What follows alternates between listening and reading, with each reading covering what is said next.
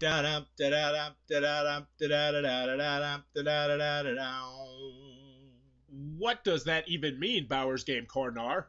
Ahoy there, YouTube! I'm back again today for another game review. Today we're excited to check out The Hobbit, the defeat of the evil dragon Smaug from Fantasy Flight Games. This is for 2 to 6 players, ages 10 plus. It'll take you about 30 minutes to play. And in The Hobbit, the defeat of the evil dragon Smaug, you are going to be rolling dice. It is a roll and move game which you are going to be collecting gems, getting Gandalf's gifts, having adventures, trying to solve riddles, stealing gems from the evil dragon Smaug, and trying to defeat the dragon Smaug and have the most gems and adventure in the end. Is it good, though? It's an oldie, but is it a goodie? Let's open it up, and I'll tell you. Alright then, we're going to take a look at what you're going to get inside of The Hobbit, the defeat of the evil dragon Smaug from Fantasy Flight Games. First and foremost, we have our handy dandy rule sheet. It's one page, double-sided. It's got some pictures. It's a very well-done rule book that I'll be up and running in no time at all because it's a very simple roll and move game. So in this game, what you're doing is you're going to be taking your little hobbit, you're going to be rolling, moving around the board, going to various different places, trying to steal gems from Smaug, going on adventures, acquiring gifts from Gollum, acquiring gems and adventures, and in the end, trying to defeat Smaug and have the most gems and adventure combined. And whoever has the most is going to be the winner of the game. So, before we get started, I do want to mention one more thing, which is this has a really nice box insert, which is really surprising considering it's Fantasy Flight Games, because apparently they used to have nice box inserts. Not so much now, but still. Anywho, we'll go over the components, then we'll get a little bit in the gameplay. So first and foremost, you're going to have gems, and more gems. These are really nice looking gems. You're going to use those just to keep track of your gems on your score, because those essentially are going to count like victory points at the end of the game. Also, the more you have when you face Smaug, the higher probability you are going to have to succeed when facing Smaug. Next, we have our board, which is very nicely laid out. It's got a bunch of different locations from the book / now movie, and you're going to be going from the green to the blue to over here to over there. And there's a couple different symbols on the board, which we will get to in a little bit, and I'll tell you exactly what they do. Next, you're going to have this nice 3D Smaug going on here, and Smaug comes out of there. But this is going to have a spot for you to put a bunch of gems that you potentially are going to be able to steal from Smaug, and once you've taken all the gems, that's when he's defeated, and then a d20 die, which you're going to be rolling. Also, you might notice on the board that there is a very specific way you're supposed to put Smaug, because as you progress through the map, there will be spots where you will be able to attempt to steal gems from Smaug. Next, you're going to have your little hobbits, and there's 6 different colors of hobbits because it goes up to 6 players. They're pretty nicely done little miniatures. Nothing to shout about, but you can tell they're hobbits when you get up close to them. Then you're going to have 2 kinds of cards. You're going to have adventure cards, because you will be going on adventures, obviously, and gaining adventure points, which you'll mark on your board. And then you're going to have Gandalf's Gifts cards. And the Gandalf's Gifts cards, there's going to be 4 main kinds of cards. First, you'll have helpful items. You'll need helpful items to complete quests. You'll have Gandalf's spells. These ones will kind of give you a special power that you'll be able to utilize at different points throughout the game. And as you can see, they have some different artwork, because these, I believe, were released before the movies, even before the Lord of the Rings movies, obviously before the Hobbit movies. You'll have weapons, which you'll need in adventures and encounters, and then also you'll have friends, which you will also need in your adventure cards, which we'll get into next. So there's 4 kinds of Gandalf gift cards, and there's going to be 3 kinds of adventure cards you're going to encounter. So we'll take a look at some of those. First ones will just be actions. These will just be something that you do, and something will happen. Pretty self-explanatory. You draw it, and actually what's going to happen is you don't draw the cards. The person to your left is going to draw the card and then read it out to you, and that is because there's also going to be some riddle challenges. And they're pretty self-explanatory, simple little riddles. They're fun when they do come up. And how this works is the person to your left is going to read the riddle, and you're going to try and get the answer correct. If you succeed, you will gain something. If you fail, you will generally lose something. Also, as I mentioned, if you have a specific spell, you automatically will pass a few of them. It's not the same thing. So Gifted Conversation will pass this riddle challenge, but it might not pass the next one. Last but not least, you are going to have an encounter. You'll have quite a few of these, and this is where your weapons, spell, items, and friends are going to come in handy, because those will give you instant successes, which is ideally what you want.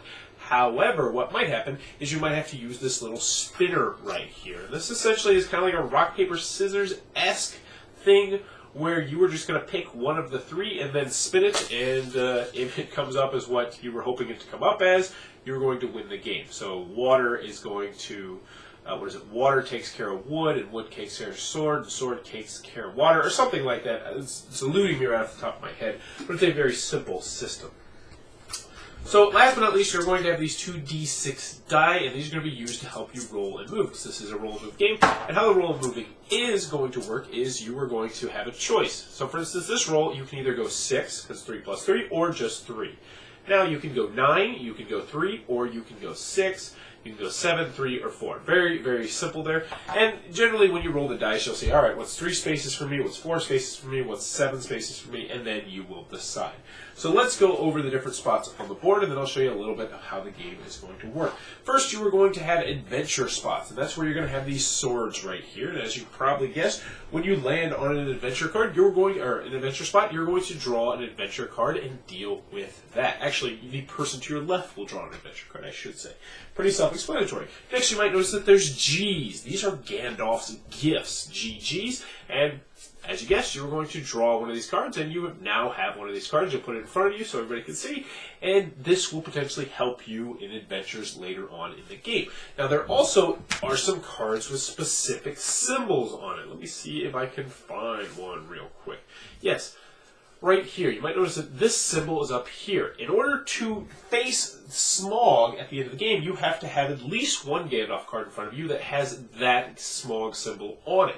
If you don't, then when you get to the doorstep, and that's where you're going to eventually face Smaug, you are just going to have to go back to the last safe house, which are these little houses right here or right here, and that's something that you really don't want to do because it is definitely an inconvenience and a setback.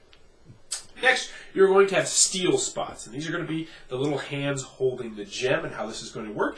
If you land here and there is a gem still on that spot, because as you can see, these correspond to different spots where you can get a gem, then you are going to attempt to try and steal the gem from Smaug by rolling the d20 die.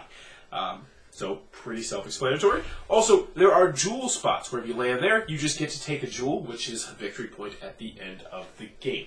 So, last but not least, we have our safe haven spots. That's where you're safe. Also, when you land there, you get a gem.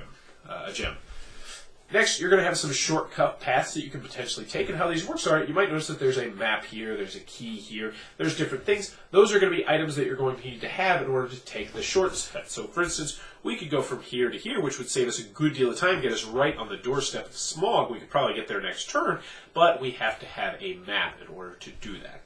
So how does facing Smaug work? So you've gone all around the board, you've collected gems, you've went on adventures, you got lots of cool stuff. We're going to pretend that you have that special symbol card on front of you. You are going to look at your board right now. We'll just say you have 7 adventure points and say 3 gems.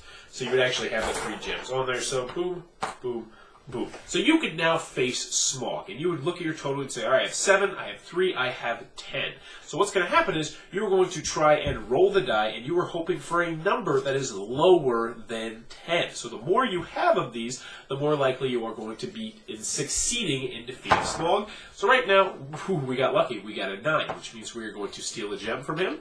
And we can take this one, we can take one of these back here, but you're going to steal a gem from him, put it on your board, and then that is going to be your entire turn. So eventually what's going to happen is everybody's going to catch up, you'll have a whole bunch of people up here, and they're just going to be rolling to try and defeat Smaug. Now, if you fail at defeating him, you will go back all the way to the safe house and have to make your way back up, which is an inconvenience because all of your other players are going to be going right here, fighting Smaug, rolling the die. Once all the gems around Smaug are over, that will symbolize the end of the game. And what's going to happen is you're going to get 5 adventure points if you hit Smaug at all. So if you stole a gem while you were at the doorstep, so you would add that to your total. And then what you're going to do is you're just going to tally up how many gems you have and how many adventure points you have, and whoever has the most is going to be the winner of the game. And that, in a nutshell, is how The Hobbit, the defeat of the evil dragon Smaug, is played. Alrighty then, The Hobbit, the defeat of the evil dragon Smaug. That's a really long name. What am I part of? Let's go with the pros, let's go with the cons. First of the cons side of the game is not going to be for everybody. First and foremost, this is a very luck-driven, simplistic game. You can tell this was made, 14 years now.